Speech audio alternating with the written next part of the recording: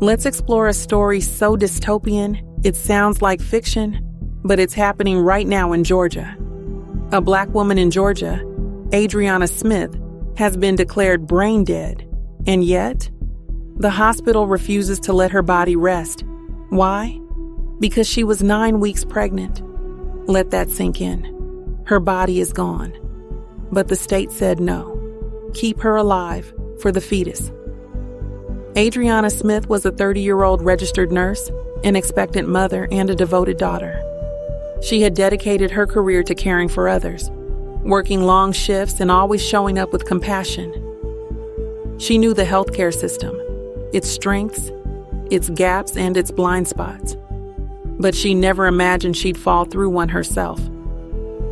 In late January 2025, Adriana began experiencing severe migraines, the kind that lingered for days, paired with blurred vision, nausea, and a pulsing pressure behind her eyes.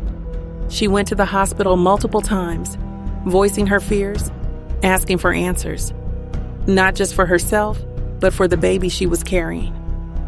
Each time she was sent home, told it was normal, told it was stress, told to rest and hydrate. Her symptoms were minimized. Her expertise as a nurse was overlooked. Her instincts were dismissed. Like so many Black women in America, Adriana was not believed. Then, in February 2025, Adriana suffered a massive brain aneurysm. She was declared legally brain dead. That's death. Full stop. But Georgia didn't stop.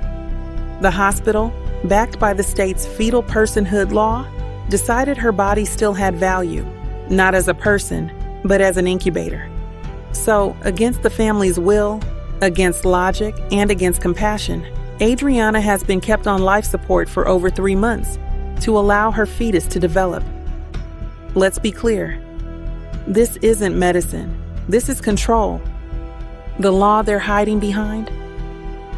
Georgia's heartbeat bill, empowered by the fall of Roe versus Wade. A bill written by men who don't carry life, but think they have the right to command it. The bill says life begins at a fetal heartbeat, and apparently, that means the mother's life no longer matters. What's really going on here?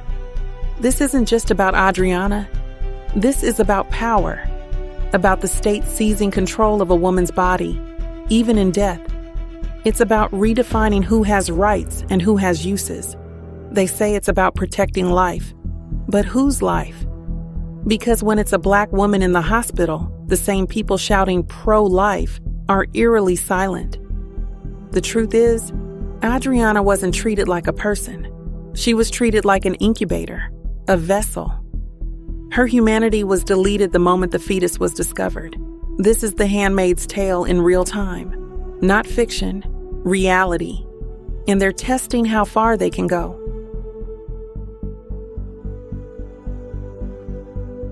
If the baby is born early, which is highly likely, the infant may be in NICU for weeks or months. The cost? Up to $20,000 per day. Average NICU bills can top $500,000, with some reaching over $1 million.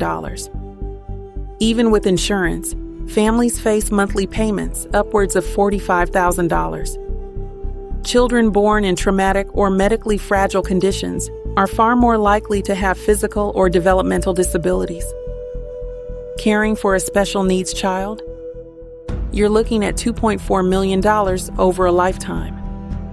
Most insurance does not cover everything, especially therapies, medical devices, or in-home nurses.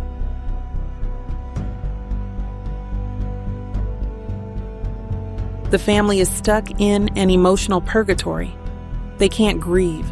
They can't bury Adriana. If the baby survives with severe needs, caregiving will demand every ounce of physical, emotional, and financial energy.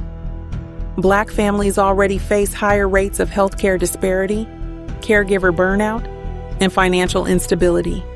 This compounds that trauma. And remember, none of this was their choice.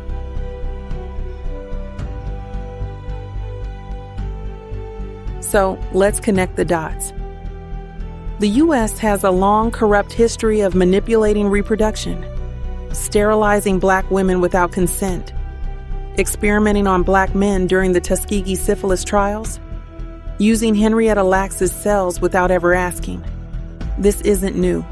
It's policy wrapped in a lab coat. And now, we're watching the same system push for higher white birth rates while locking down Black wombs through law, surveillance, and religion. If you find this hard to believe, look at the states passing these extreme abortion bans. Look at who they panic over when they talk about replacement theory. They're not just trying to stop abortions. They're trying to engineer demographics. This isn't about faith. It's about fear. The fear of losing white dominance in a browning America. Adriana Smith is a warning. A Black woman, dead, but not allowed to die, because the system sees her body as a battlefield, a site of conquest, and we are expected to watch in silence. Her story is a mirror, reflecting centuries of control, of silence, of forced service.